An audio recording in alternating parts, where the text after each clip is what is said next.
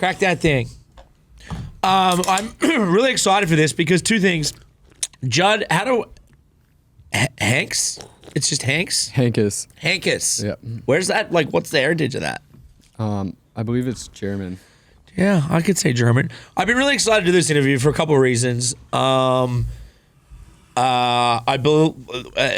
Because we're here? No, he's Mammoth. OG. We grew up in Mammoth. You grew up snowboarding in Mammoth.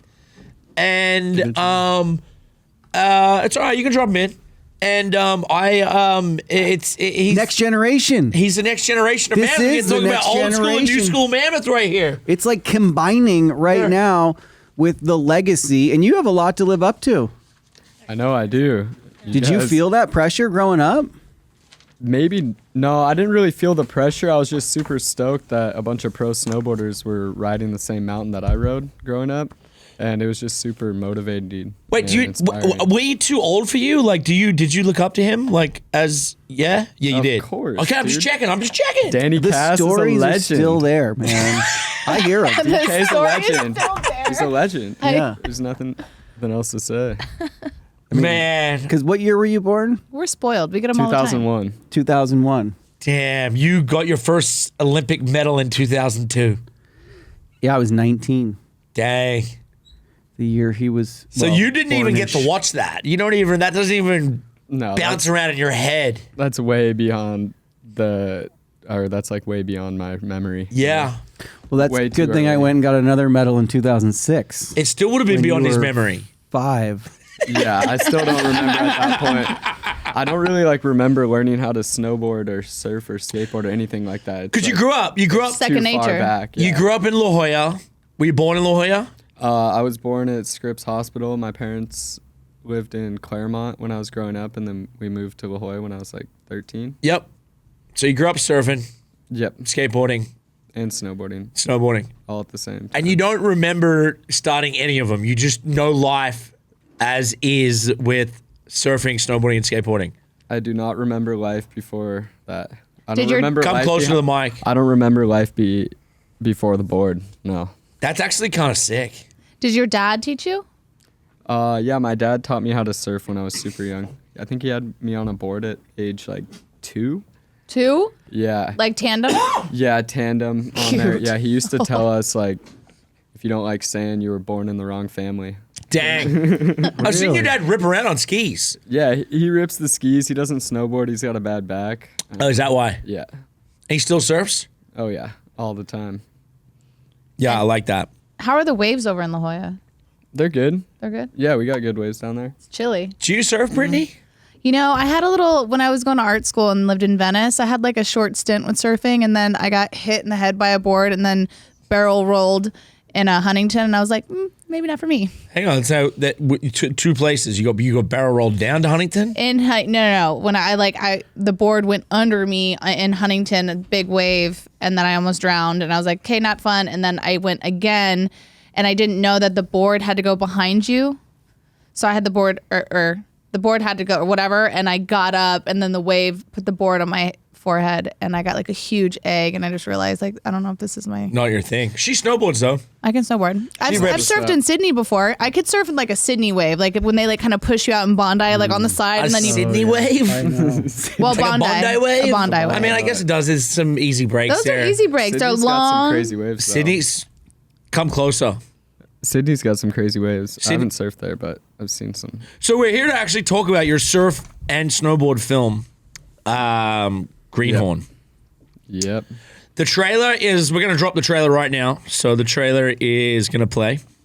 And this is a movie that you and Gimbal God made Yep. over the last year and a half. Yeah, it's been since last May. So May 2022 is when we started the film. Yeah. So we tried to watch it in Australia, but we didn't have the technology to get it on the TV screen, which I'm actually really happy for because for many reasons, it'll mean more to me when I actually get to watch the movie in full. It should be a better experience in the theater. Spencer Gimbal God's been doing a bunch of tech work, trying to get the thing all dialed for some the theater supports 7.1 sound, which is 7 speakers, and so it should be a pretty crazy experience. He's got it all colored and everything. Whose idea was this? The film or like the color? And The film. Okay.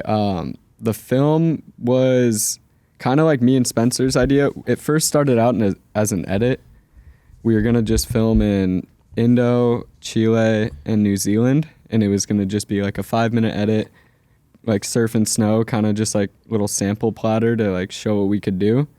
But when we were in Indonesia, the first trip in May, we ended up getting some pretty crazy waves at this wave called Lances, and those clips just seemed too good to only put in an edit. And we showed Austin, our team manager, and he thought it would be a good idea if we just made a film. So it kind of like, it wasn't meant to be a film at the start, and then it just kind of snowballed into us filming for a whole year and a half to try to make this thing. Well, I guess a lot of people don't know about you is that he could be a pro surfer. And this is like kind of been talked about. It's been talked about in the industry. And you know, I guess I've only seen what anybody else has seen of what you two have posted on your Instagram or your socials over the last kind of like year and a half. Or, I mean, I'm actually, it sucks to say, it doesn't suck to say, but I'm more excited to see the surfing.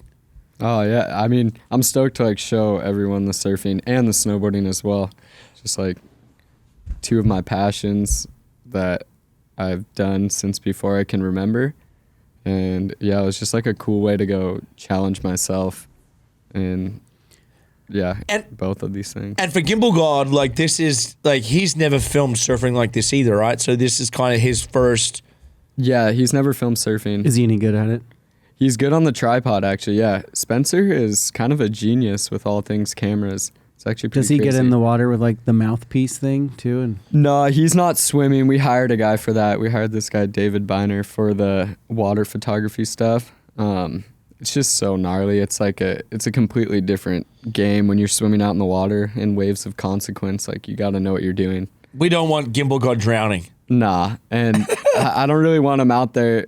Or I wouldn't like really want him out there because this guy's just like better. He knows what he's doing. Yeah, this guy knows what he's doing, and Spenny doesn't want to go out there if this guy knows what he's doing, because like this guy's gonna have way more of a shot of actually getting the clip versus like you don't want to waste all that time out there, because just like the PAL, like the waves are a finite resource, you know, like there's only gonna be so many that day that come in, and like if the filmer misses it and you get a crazy one, like you're not getting that wave back. So it's like, it's tough on both ends. Like it's not easy for the surfer and it's not easy for the filmer either. So I think that's what makes it like kind of a little bit different than snowboarding. Yeah, and I guess we'll bounce backwards and forwards. But it's like we're in the surfing. What locations did you guys film at? And what's the difference between filming a surf movie and filming a snowboard movie? Yeah, so like, do you want all the locations that we filmed at, or just like the locations that are in the film? Locations that are in the film. So the locations that are in the film are Indonesia, Chile, and Costa Rica, but we also made a trip to Lofoten in Norway to try to surf this wave up there, and then we also tried to surf in Ireland. But and just didn't work? Didn't get any clips there, no. Ireland's like big wave surfing, right? Or no? Yeah, there's some pretty crazy slabs there. There's big waves and slabs and pretty much like everything you could find. Cold water? Any type of scary wave you want to get into, you can find in Ireland. So what's the size of some of the biggest waves you're surfing in this film? I would say like probably like at the biggest like 8 to 10 feet. Like, I don't know, like maybe a couple like 16, 18 footer faces. And did this like kind of film give you that opportunity to actually like push your surfing in a different way? Oh yeah, 100%. Like I've never tried to like work on my surfing as hard as I have this past film. So it's super cool. Like the level is so high in surfing, and so like to try to like uphold that, like to uphold some sort of standard, like not trying to be the best, but just like trying not to like make a complete fool out of myself. So like, yeah, I had to work pretty hard to like get these clips. Yeah, because you're trying to I mean, you're kind of doing it for two different audiences in a way, right? Yeah. Did you grow up competing in surfing at all? I did some small contests when I was a kid, but nah, it wasn't like really for me. I didn't really like competing in surfing when I was younger. Kind of just like doing it more. But in snowboarding, you did FIS Junior Worlds. You were FIS Junior World Champion. No, bronze. Junior World Champions, bronze medal. They were the time of our lives at Junior Worlds. Yeah, definitely. Junior Worlds are super fun. I enjoy it. It's like fun getting to go and like compete against a bunch of juniors and yeah. What did you grow up competing small competitions in Mammoth? Like what contest series was going around Mammoth back then? Yeah, I mean, Danny, was USASA around when you were growing? Yep. USASA. Yeah. We had like the Mid-Atlantic series on the East Coast. I know Mammoth kind of has like the same with North Star and Tahoe, that whole like NorCal. Yeah, so we had like I did the USASAs when I was a kid and did all those little contests like growing up. Yep. Kind of just like the little feeder events, and they go to nationals and you do those until you're like 13. And then I did the Rev Tours, and then like around 15 I started doing FIS contests. Yep. Do you like competing? Yeah, I enjoy it. I think like the past couple years I was like a little bit in like a competitive rut, I felt, and I wasn't enjoying it that much. But last year I actually had a lot of fun competing. So just like what do you figuring think out changed? that mindset. Just like figuring out that mindset competing. I think I was like too focused on the results before, and kind of just like didn't allow me to completely like go into the zone. You know, when you're like too focused on the results and a lot of things are running through your head, it's hard to shut that off and just go and do your run. And so I kind of was like battling myself basically, I felt like in previous years. And then this year I kind of was just like, I was like, I can't do that anymore. Like I got to stop focusing on the results and just land runs. And yeah, that made me a lot more stoked. Like I wasn't on the podium this year, but like was in finals and stuff, and I was just like happy to land runs. So maybe it wasn't like the best competitive year of my life, but I had the most fun this year competing. Well, and that's super important. I mean, really just like competing especially in snowboarding, it's about like riding your best. And you kind of entered that FIS pro level pretty early, right? I mean, which is a different environment of competition. But I definitely remember the first time I heard your name and got to watch your videos was the Junior Jam. U.S. Open, right? At Vail. Yeah. And he came out at 14 and literally went bigger than every pro was going in the Halfpipe. Won the Junior Jam of like 14 and under. Wow. And then went on to do it. And I remember like people showing me this video, be like, this kid's from Mammoth. Like Mammoth's finally back on the scene in Halfpipe. And it was like, but it was so impressive to see like what you were doing, you know, and like pushing yourself in that Halfpipe. And then I think you went on to do really well, like even in the men's final. Yeah, I think I got like 5th or something like that. Which is huge, right? Yeah, like, that was huge. That was a big jump start in my career. Like that was like kind of like what I felt like, yeah, kind of made my snowboard career. Like that's like the first point where I felt like I could really do this. Like before I was just like competing against all this small time stuff, and then making the finals and getting 5th in the U.S. Open was a very huge point in my career. Felt like kind of like the first big point in my career. And then at what point did you kind of like then stay a little bit more, kind of shift your focus into slopestyle and big air? I'd always been riding slopestyle and big air. Like even when I was doing that Halfpipe stuff, I was maybe a little bit more focused on Halfpipe. But yeah, after like a year of like doing FIS contests and Halfpipe, I didn't like it that much. I didn't really like riding Halfpipe for competing. I liked riding Halfpipe when I wasn't in a contest, but it just like, there was something about it that I just didn't enjoy. And it was kind of like sucking the fun out of it. And then I started riding slopestyle, and the U.S. team gave me an opportunity to do some slopestyle events, and just like kind of felt like that was what I was meant to do. Well, I mean, correct me if I'm wrong, but don't you have to hit like a couple big jumps to get to the Mammoth Halfpipe? Oh yeah, of course. Yeah, you ride everything. There's a whole slope run before you get to it on the perfect 6 minute Without knowing it, you already know what you're doing. That was what I always loved about Mammoth. Like, it was like like in the heyday, and then still today, like that run is, everything's there. Yeah, I feel like growing up at Mammoth, you're incentivized to just ride everything because it's right there for you. There's no point in being a half-pipe rider or just a slopestyle rider. Like, you have it all in front of you. You might as well develop your skills in everything. I saw a post recently. It was from Tanner Hall, who's a skier, but one of the most badass skiers to ever live. But he posted a picture of Mammoth parking lot, and he said, "I'm back in grown-ups Disneyland." He goes, "This is the best place in the world." And I remember the memories of when we were younger, living there, and Tanner lived there back in the day. And you've obviously got to experience that. It's like Mammoth generally is one of the best places in the world, and when it's working, it offers this facility that is, and then when it snows, it's got, when you know where to go when the powder's there, that's sick. But like for the park wide, they for example, they're going to be open again in goddamn, they're already open. They're open. Yeah, they're opening in like 8 days. But yeah, I feel super lucky to grow up at Mammoth. It's like, and at what age did you get to like did you move there full time, or were you kind of weekend warrioring for a little bit?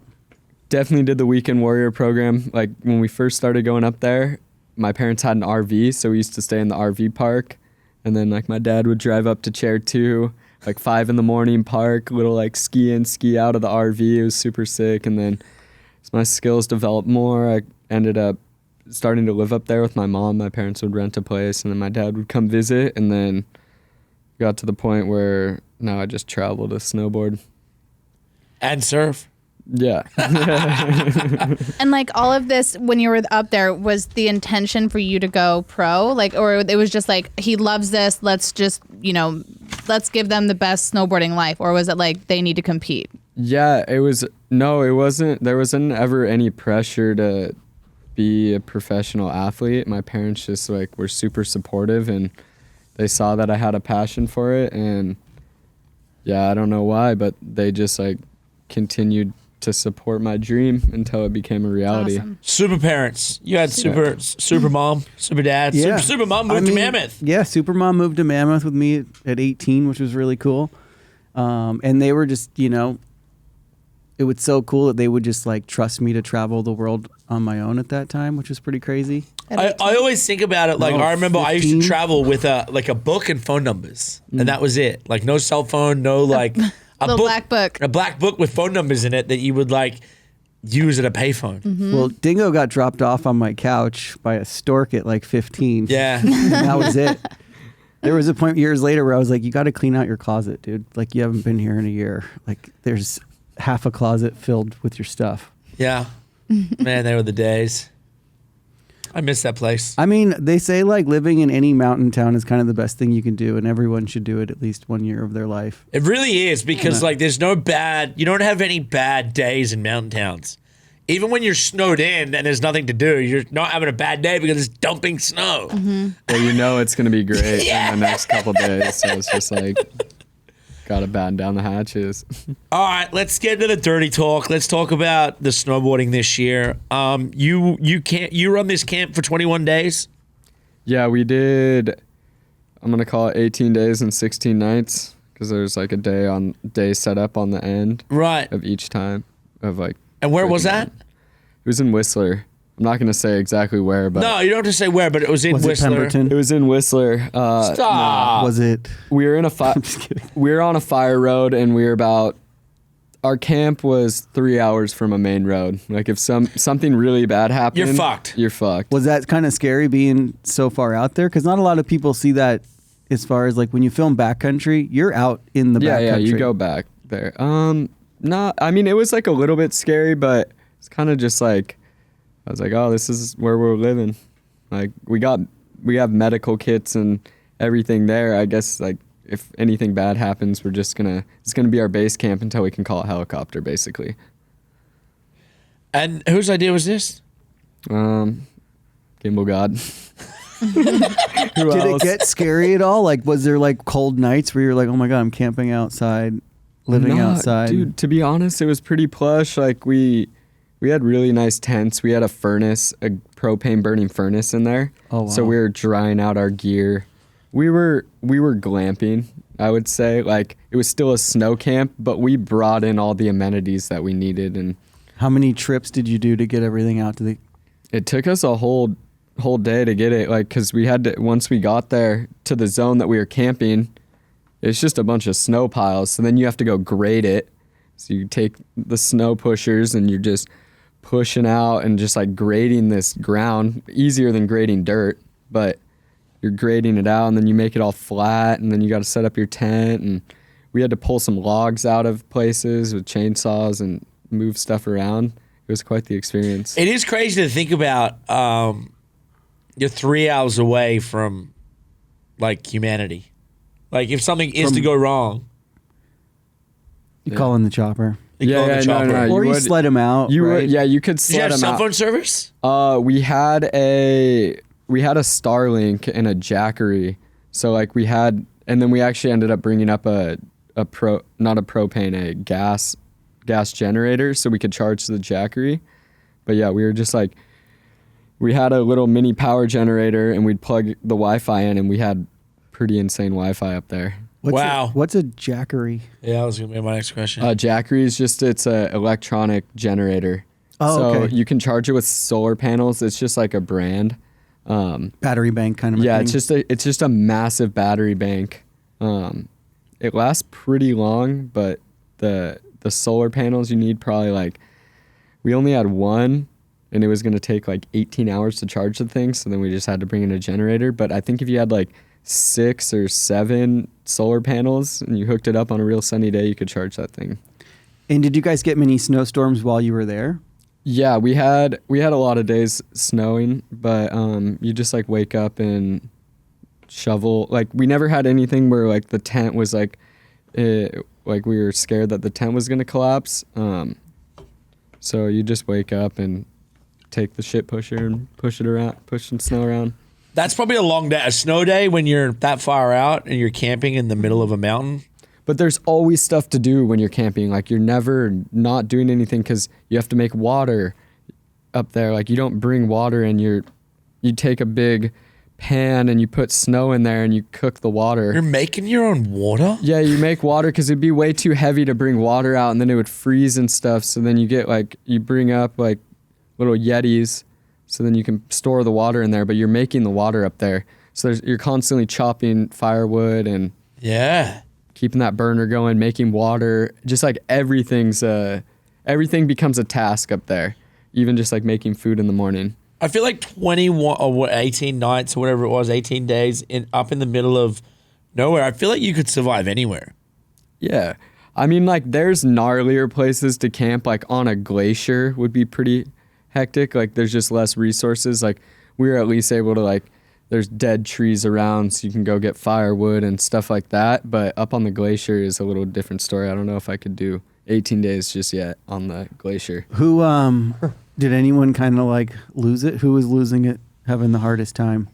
I don't think anyone like really lost it, but I just remember being like so tired and just completely done by the end. Like I remember it was our 5th or 6th day of sun in a row and I was just exhausted. We've been riding super hard. Just like everything takes it out of you, sledding and building and hitting and not getting the recovery because you're sleeping in a tent at night and your body's working hard to keep you warm. Did you sleep naked? No, I just sleep in my boxers. Right. And had in like a sleeping bag, right? Yeah, in a nice sleeping bag. Like I had we like put like a yoga mat down and then a sleeping pad with down in it. So you had to like blow it up the specific way to not get moisture in it. So it had down in the pad. And then we had Cinnabars, which were like neg 40 sleeping bags. So we were warm. Yeah. See, what I did is to prove a point to him, I think in Alaska, I slept in like a tent from like a Target. Yeah, you did. A tent to prove in Valdez Pass. Yeah. Did Valdez you prove Pass, your Alaska. point? In Thompson? Outside, on the ground. On the ground. Yeah. Oh my. But then I slept butt naked in the sleeping bag so I could stay warm. But it was the stupidest thing I ever did. You also threw naked's up warmer. outside of the tent. Yeah, I'd drink so I could go to sleep. Would you ever camp out, something like that, Brittney? I mean, something more like the glamping situation, not the Target that situation. That was a $20 tent. I would love to camp. I like the like, mountains. Just like the fly net open on top. It was so gnarly. It was so gnarly. That's hectic. But we also had people camping out in the back of our motorhome with 2 snowmobiles that had basically just shaken all the gasoline out of them on their way up. So we were also worried that someone was going to die in the back too. That road's gnarly. The Alaskan we highway's lost. It's so bumpy, right? So we lost a trailer that had 2 snowmobiles on it, and we're on this big straightaway, and it's got those crazy bumps, and this trucker waves us down. We're like, the fuck? So we're like waving it. We waved at 3 different people that all were like trying to tell us that you just lost your trailer, and we're just like, people are so friendly here. Yeah. So finally this truck stops. He's like, yeah, y'all got a trailer? We're like, yeah. We're like, we look and we're like, oh, we had a trailer. Like, look at the camera. We're like, oh, and it was Dustin Craven's sled and Arrow. Did you go back and get it? Yeah, and we went back and we was were there. so lucky. Like, like literally the sled, because we're on the other side of the road. So we obviously gone around a corner and it just wasn't connected right. I forgot who had actually helped put the trailer back on, because that was kind of one of those moments where everyone was like looking at that guy. Yeah, like you fucked up. It was like that Spider-Man. You see that meme with Spider-Man? Yeah. That was that moment. Yeah, and it just busted both chains, and the trailer just like went into the snow. So it never flipped or anything. They were all on there. We got so lucky that it didn't fly off a cliff or like fly into another car and then just like went down the thing. We were able to pull the sled back up, and then literally like I think the tow ball, we put a bit of water on it and the thing just slipped right back on. Insane. You guys are lucky. Got very lucky. Yeah, we could have went like 5 more hours and never even known where it had happened. Well, we wouldn't have known where to get the sleds. You did some time in Alaska. Was it this winter for this project? Yep. This was the first year I went up to Alaska. Cool. What was that like? Crazy experience. The mountains up there. I mean, I've always been told that the mountains up there are big and your mind's gonna be blown, but it truly is a mind-blowing experience when you go up there. It's like the scale is just like hard to comprehend. You see something up on the mountain, you're like, oh, that cliff looks like chill, like I could hit that in the line, and then you get up there, you're looking down on it, you're like, whoa, that thing's what I thought was 10 feet is actually a 60-foot cliff. Oh, wow. It is crazy, right? Yeah. And were you guys snowmobiling more or heliing? We did heli and then snowmobiled a little bit at Thompson Pass when the weather was bad.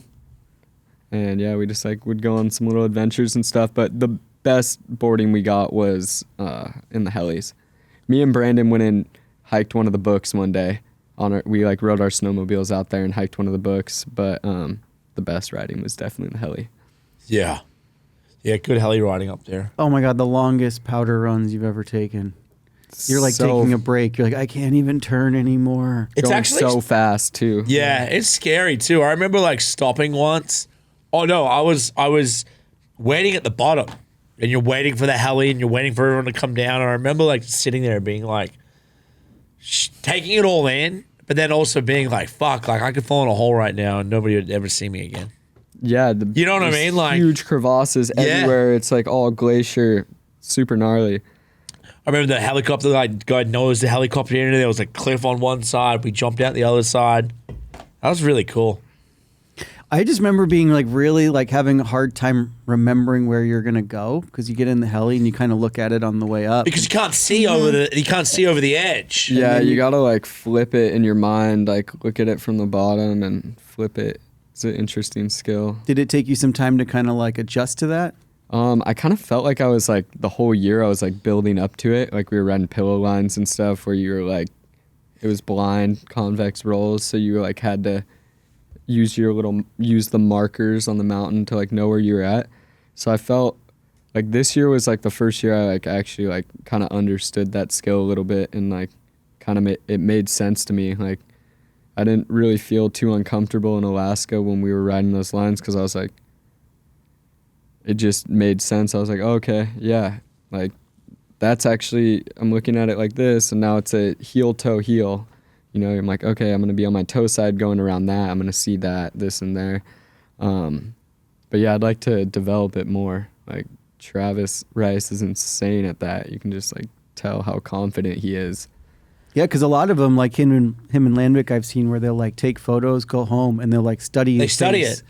Oh, wow. And be like, okay, I'm going to try this line. And once you're up there looking down, it's so different. So it really takes a lot of time, just like with snowmobiling takes time to learn too, right? Yeah, you gotta like learn. There's so many different little skills in the backcountry that you don't see like from the outside until you're actually doing it. And yeah, like one of those things like snowmobiling or just riding your line. Like when you're on like a bad one, snowmobiling. Oh, dude. It can be the worst or the best thing ever, dude. We've heard that you actually struggled more than anyone on a snowmobile this year. Yeah, it was my first year. It was like my first year like properly sledding. And yeah, I had a lot of days getting stuck. Dude, in Whistler, I would be so bummed every time we went to a new zone. They'd be like, yeah, we're going to a new zone today. And I'd be like, no, I haven't been there on the snowmobile yet. Am I going to be able to make it? Yeah. But that really goes through your head. Like I've been same thing. Even in Mammoth, there are times when like I've been with these guys going out and I'm like, fuck, like, am I going to be able to make it out there and make it back like all good? And then there are times when you're just, you're ripping and you feel like you're king of the world. Yeah. But then one dig out, and then you get frustrated. Well, I think winter sledding's really tough. Fresh snow and like kind of that bottomless is so different than like springtime. Because even think about like snowboarding in deep pow, and then when you like get frustrated like digging yourself out. That's one thing. When you're snowmobiling in deep pow, digging the sled out and then getting it out to get him, he's having trauma. To go straight back into it, and it's just you're putting all your energy into it. So man, I feel you. I had a moment with him where I nearly in Alaska gave up. I started crying. I was like, dude, I'm done. He cried. He shit his pants too. But I remember like for my first like coming of age on a snowmobile, it was always like Whistler, and it was like they'd be building you up, and you're like, well, what are we gonna do? They're like, you're gonna do the Brandywine S-turn. And you're like, well, what's that? And it's like literally like a 2,000-foot snowmobile up, and you have to do like this S-turn up this valley to get up. But people get stuck and people die all the time. Have you done that one yet? I didn't do the Brandywine S because we were a little deeper. We were just in a different area, and we had our own like little trail to get up into the Alpine from where we were staying. Our guide Mason put it in. He went and put it in solo, and dude, this thing was hectic. Like small little single track through the trees, bunch of steep little zones and little plateaus.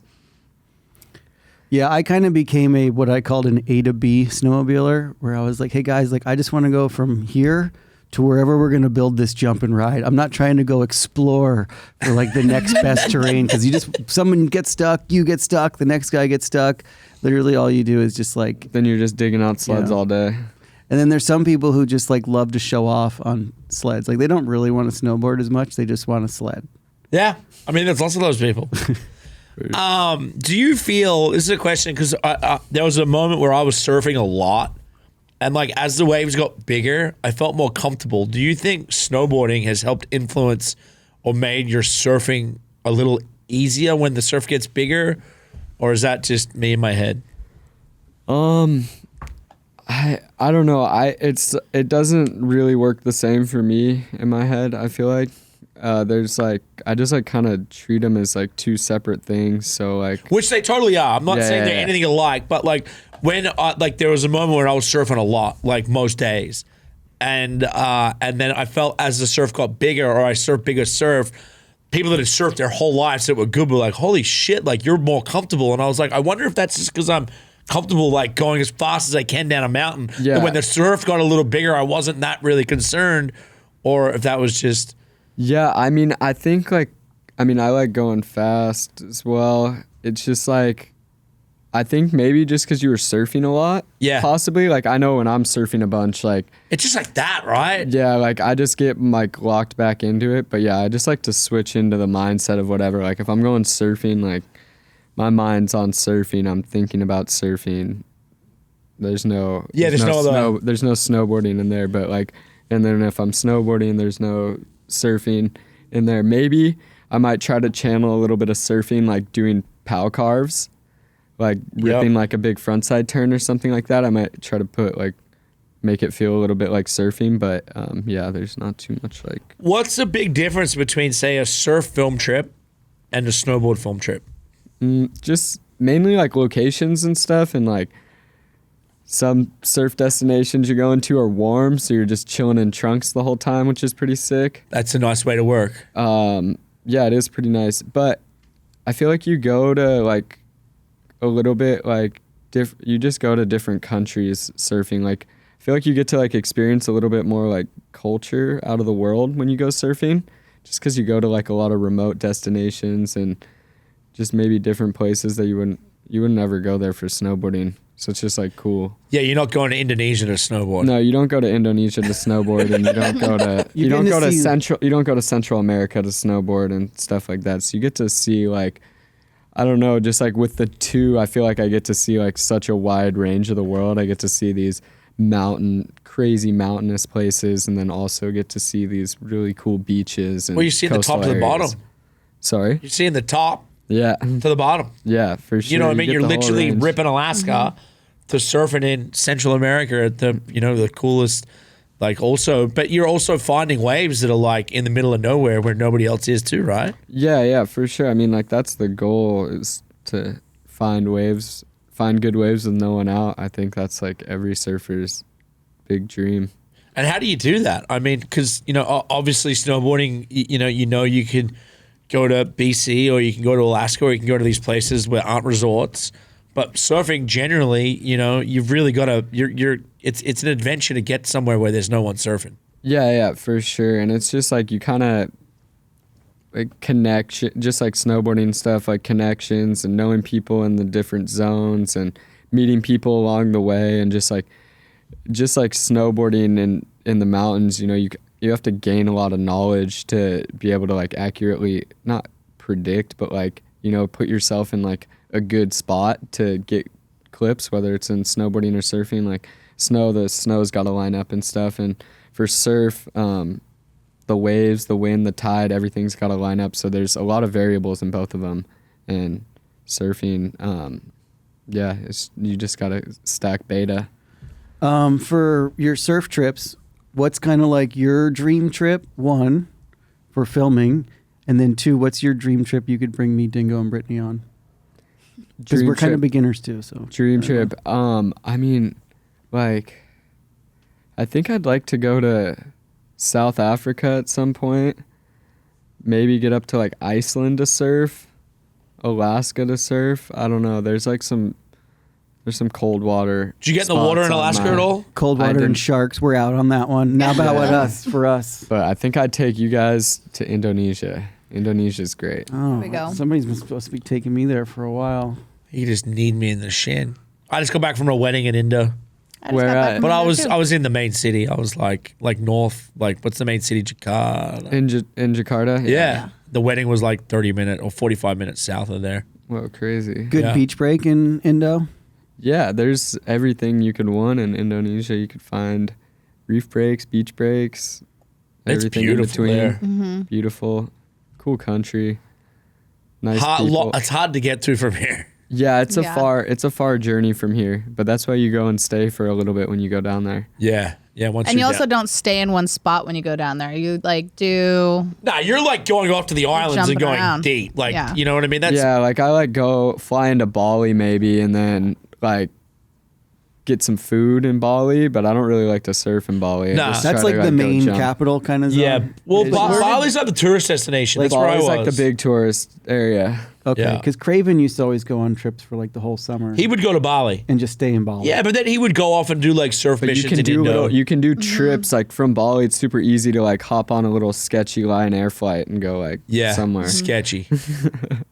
Super sketch. Super sketch. What's one of the sketchiest moments you've had like surfing? Because me and Danny nearly drowned once. We weren't surfing, we were snorkeling. Extreme snorkeling here. I don't know. I mean, like Ireland was pretty scary. Just seeing the intensity of the waves out there. It was just a strong, powerful wave. Yeah, it was just gnarly. Cold water. Yeah, that's why I asked earlier. Like it's cold water there. Kind of off in. No, we were probably like. The wave was breaking like kind of in the middle of the ocean. Well, I would call it. I wouldn't. It's not the middle of the ocean, but it's like it's not right next to the shore. Like you got to paddle out like a couple 100 yards or more, or like Shocky? Or like maybe like half a mile. I don't know. Sharky? I don't know. I feel like everywhere's sharky. I don't even think of them. Yeah, that's a good way to look at it. Sharky everywhere. Like we're always like, oh, it's even sharky down in San Diego. He would always see at the place I had in Malibu. He would always see sharks when he paddleboarded. I never once saw a shark. I always, every time I duck dive, I open my eyes and I'm like, I just feel like some people are tastier than others, and they want my good meat. If you're gonna get hit, you're gonna get hit by one of them. I don't know. I mean, that's a fact. That is a fact. Maybe this is a dumb question. I'm not too sure. What do you prefer, surfing or snowboarding? Or is it uncomparable in a weird way? Yeah, it's kind of apples to oranges for me. Kind of like, I'm just gonna choose both. What do you like better, apples or oranges? Good point, Dan. I think he just said he likes both. I'd eat more apples, but I do love orange juice better. Would you ever go into competitive surfing? No. I don't think so. No. I don't know. I think like it kind of would suck the fun a little bit out of it to me. Like if I was competing in both things, it's kind of just like I like having my job being snowboarding and competing. Like the competing side is like that. So then I have an escape with the surfing to do something else. Yeah. And they're two, you're right. When you're doing them, they're two totally different things. But sitting out in the surf with no phone and just being in the water, sometimes it's just sitting out there. Mm-hmm. And you're just kind of like in your own world and you're kind of detached from, this or electronics or whatever it is. When you're surfing, you're just, and I guess it's snowboarding when you're out there snowboarding too, but you got your phone or your headphones or whatever it is. Like surfing, you're detached. Well, I see people all the time, like in Manhattan Beach, like I'll look out and I'm like, there's no surf. And you just see people just boop, boop, boop, just sitting on their board. That means there's surf coming. No, it usually doesn't. It means they woke up at 6:30. It means that they just want to go sit out there and they want to paddle out and just like. There's something special sometimes about it. You just got to get in the water. Yeah, like getting in the water makes you feel good. But like anything, like what Judd's saying is like, taking something so seriously, it becomes like that job to you. Yeah. And it's also fun to have that like powerful passion outlet, know? Well, it's just like even with painting, like when I was doing painting as something I enjoyed. And then when it became a career, it's like, it kind of does take that because the pressure's on, right? Yeah, the pressure's on. That creativity of just having fun with it when, there are people watching or, money's on the line. I mean, it just totally changes it. Yeah. You know what I was looking at here? Obviously, mentorship is super crucial. There's always people to look up to, but it's crazy because you're only 22. You were looking up to Mark McMorris and Seb Toots, two great, amazing snowboarders. Were these some of your influences in snowboarding? I mean, like, yeah, probably when I was a kid, but then as I like grew up and started competing against them, I started like looking farther back to find inspiration. Yeah. Like this year a lot, I've been watching like a lot of the TB movies. Wow. Watching standard films, a lot of stuff. Which is the TB? Was it TB2 where Jim Rippey's doing the backflip off that cliff? Was it TB2? That happened in every TB2, a backflip off a cliff. I know, but it was the cover. It was the cover of the movie. You might be thinking a steak and lobster over the train. I'm thinking TB, dude. Yeah, I thought the Donner Rippey Pass was before TB, was he not? Nah, he was in TB. Oh, he was in the early ones? Maybe early. I mean, I feel like TB is pretty early. I was kind of like, I like 5, I like 4 on. 4, who's 5, in that? 6, 7, I don't know. I like the Johan Olafsson parts a lot. Like, that was huge inspo riding in Alaska this year. Like, I watched a lot of Johan riding. So that was like late 90s. Sean Farmer, he's in those movies. I heard he was crazy. Like, wasn't even that good at snowboarding. Would go to Alaska and just like hit a cliff thinking it was like, you said like 20, 30 feet and go like 100 feet.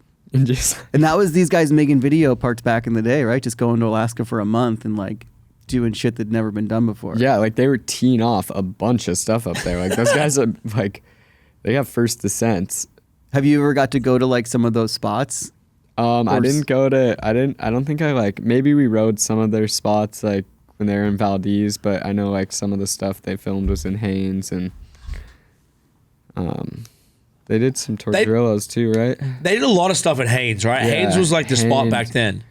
Yeah, I've seen like a lot of sick, like I like that Gigi roof part in Optimistic, like the intro, like all his stuff in Haines is super sick. Yeah, he used to tear it up back then. I don't know, yeah, I got a lot, I feel like a lot of those inspos, if I was going to name a few guys, it would probably be like Nico Mueller, Gigi, Craig Kelly, Johan Olafsson. What? And Nicholas would have been boss. Nicholas would have been the later status of some of those guys you just named, right? Like, and he kind of came through as a Grom as well, yeah. Yeah, I mean, definitely like, but for that film series, you know, mainly like, sorry, not Standard, but Absinthe. That was a big part of it, right? Absinthe, it's like March through April is the time you just like bust up and you go to Alaska for like 6 weeks and post up, and hopefully you get like 7-8 good days, right? Yeah, that's like what we did this year. Is we waited like 20 days and we got 7 good days. So it was that's successful. How it is. Yeah, it was successful. I mean, that's like Whistler. You could be in Whistler for 3 weeks and not see the sun. Yeah, that's a fact. Because you're partying so hard. That has happened too. We had some fun in Whistler. We got to see the sun a little bit more in Whistler because we were camping. What was the most like out of what you filmed for Greenhorn? What were some of the highlights? Like, what stood out to you the most? What was the best trip, or is it kind of all kind of? I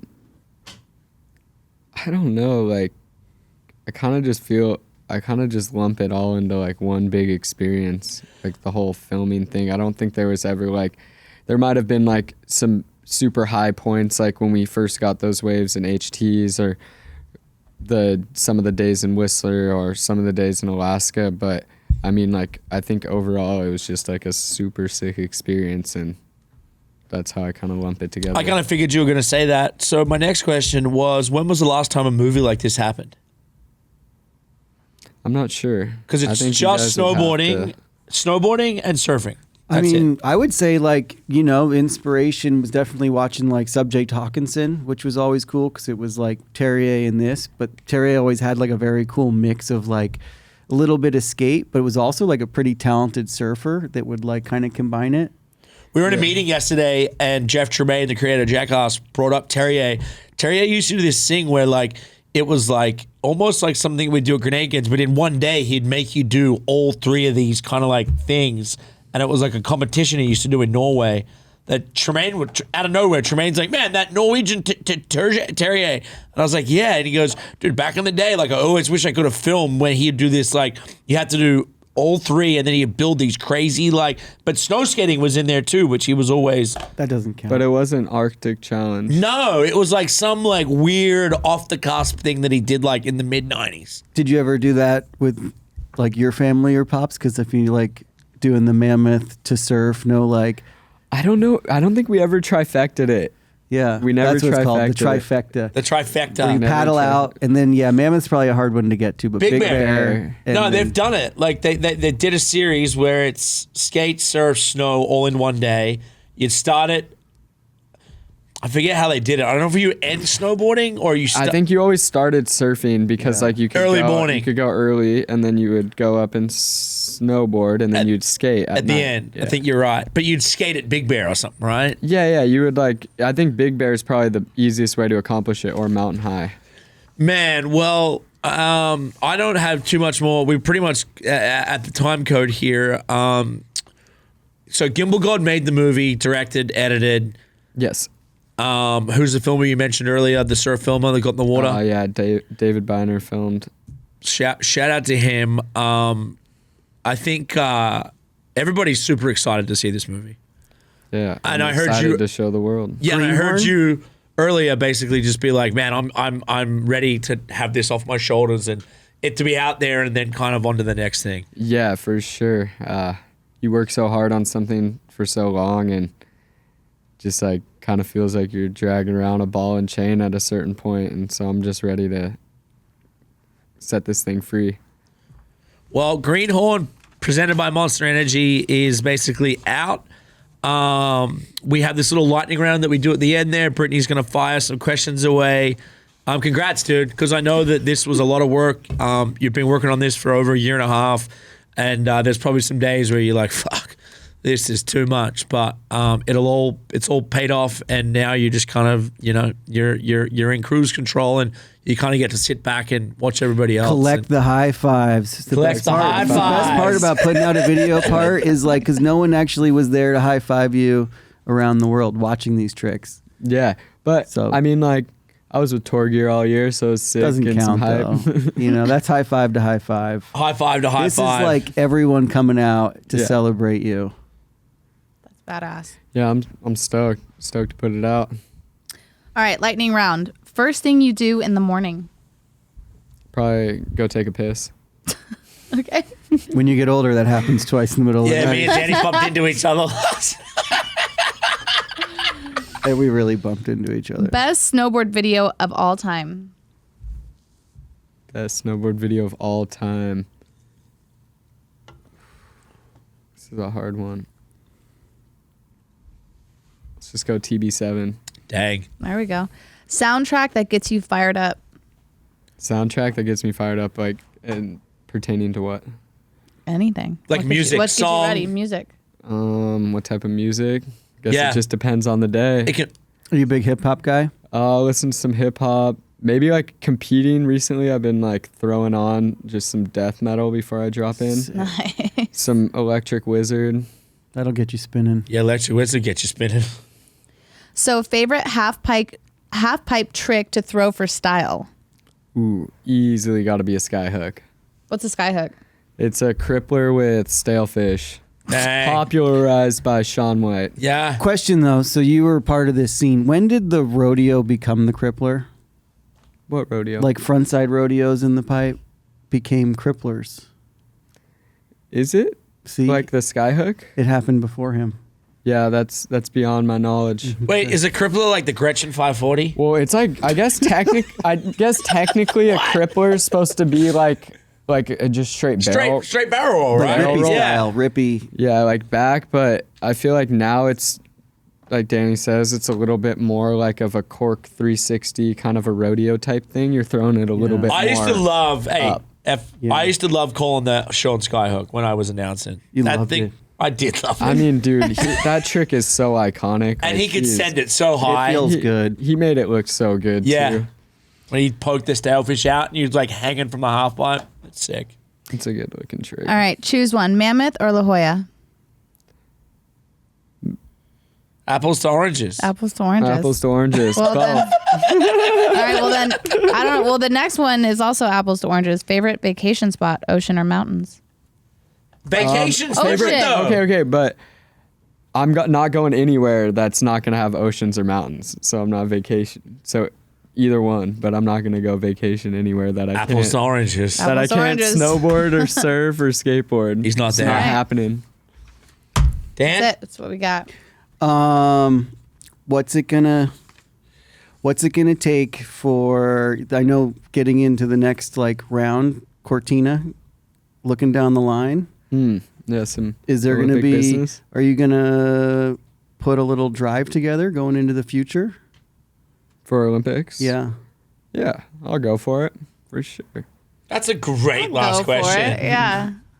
Yeah, let's see. I mean, like, on track. I'm doing all the contests. No point in not trying for it. There you go. On that note, And that's what it actually takes. Why not try? yeah, I'll go for it. I mean, like, yeah, you put all this time into something. Like, if you show up to a contest and you don't try, you're just wasting your own. You're wasting your own time. Yeah. All right, well, we'll end it there. One last question, bonus style. Who does it feel the best to beat in a slope style? Or is there anyone that you grew up wanting to beat? Probably Mark. Mark's probably the best person to beat. Yeah. I'd say, Especially that when he feels the lands. best. That would feel the best if he lands, because it's like, all right, like Such a winning streak. this guy's done it all. He's been a childhood inspiration. If this guy lands and I beat him when I land my run, I'm stoked. Okay, what Party. would feel better, beating Mark McMorris in a slopestyle event or beating Travis Rice at the natural selection? Travis Rice at the natural selection, because that's just like, dude, he really is the best. Yeah. That's cool. All right, dude. Congratulations. Greenhorn you, out guys. now, Yeah. presented by Monster Energy. Thanks for Judd, you're the having me. man. Greenhorn.